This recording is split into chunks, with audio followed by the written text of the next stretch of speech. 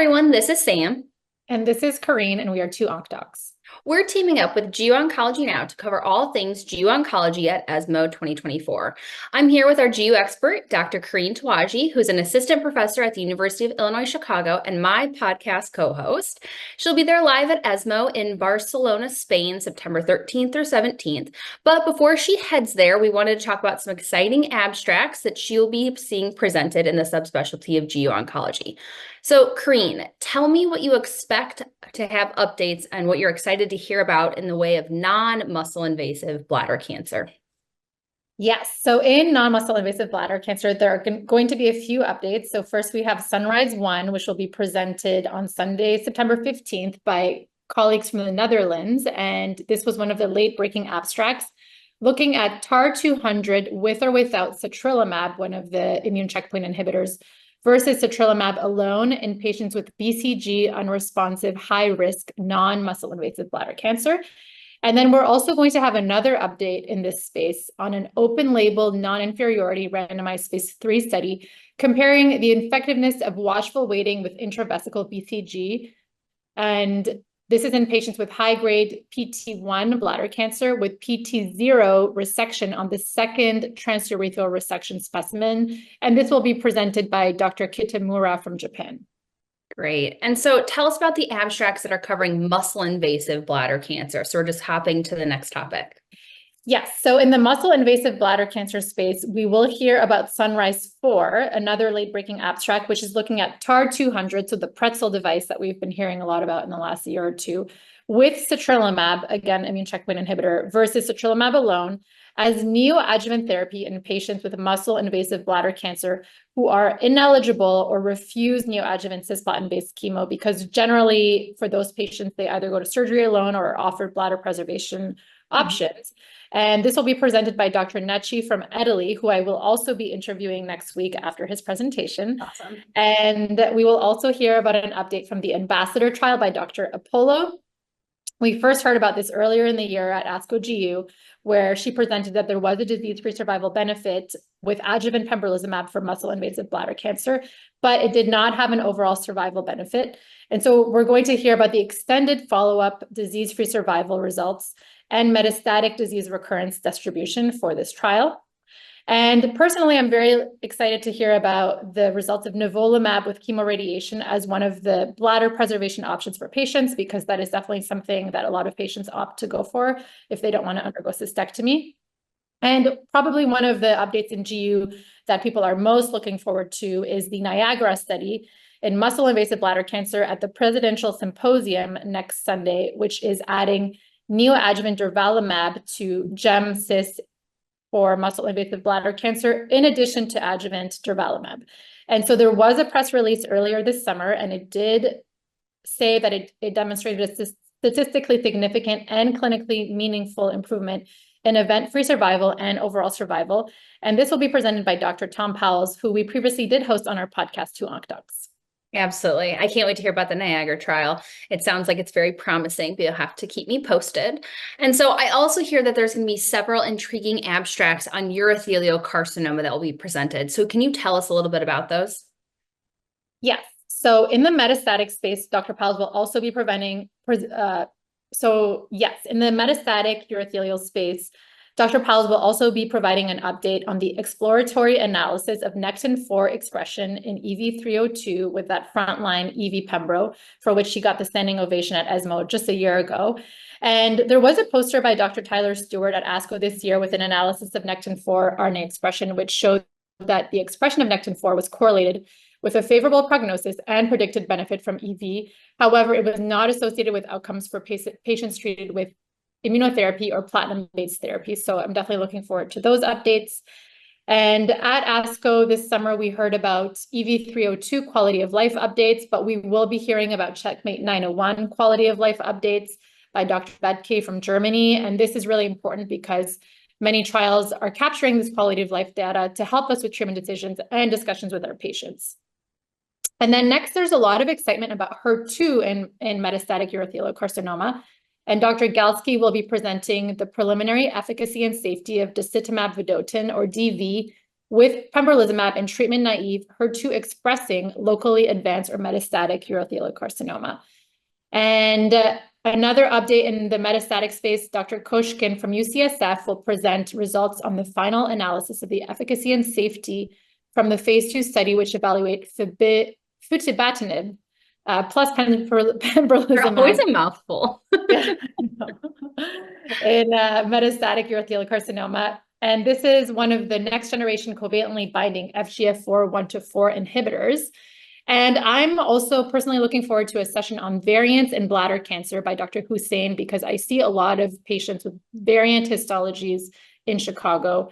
And just a quick mention, in that same session for rare GU cancers, there will also be a discussion on controversies in testes cancer and an update on penile cancer in that same session. That's great. You know, I have a strong passion for the rare diseases. So I think that's an important session that you guys will have there in the GU subsect.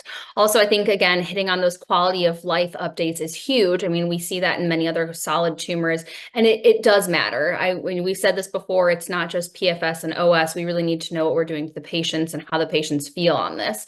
So I'm excited to hear about all those quality of life updates. And so I heard that you'll be interviewing someone for urothelial carcinoma. And so tell me who you'll be interviewing and what abstract you guys will be talking about. Yes, so I'll be interviewing a friend and colleague, Dr. Amanda Nizam, regarding the UNITE trial. And this is a retrospective analysis at multiple sites in the US, looking at outcomes related to enfortumab vedotin. And she has a poster on the pretreatment risk factors for EV-induced peripheral neuropathy in patients with advanced urothelial carcinoma. And there will also be 2 other posters presented on the UNITE study, one looking at outcomes outside of clinical trials and biomarkers of benefit for EV pembro, and then another on the efficacy of EV in patients who have baseline neuropathy and or diabetes. That's great. And so switching gears, let's talk about renal cell carcinoma abstract. So what are you looking forward to hearing at ESMO?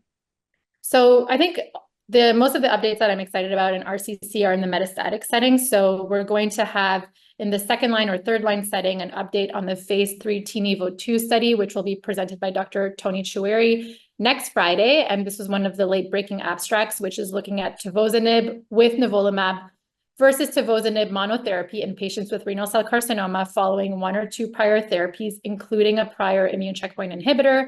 So this is, again, that question of immunotherapy rechallenge in this space. And he presented the CONTACT-03 study at ASCO last year. And so we'll see what the results are here. And then right after that, we'll also hear about the LIGHTSPARK-005 trial by Dr. Brian Rennie, who we also hosted on our podcast earlier this year with Dr. Powles.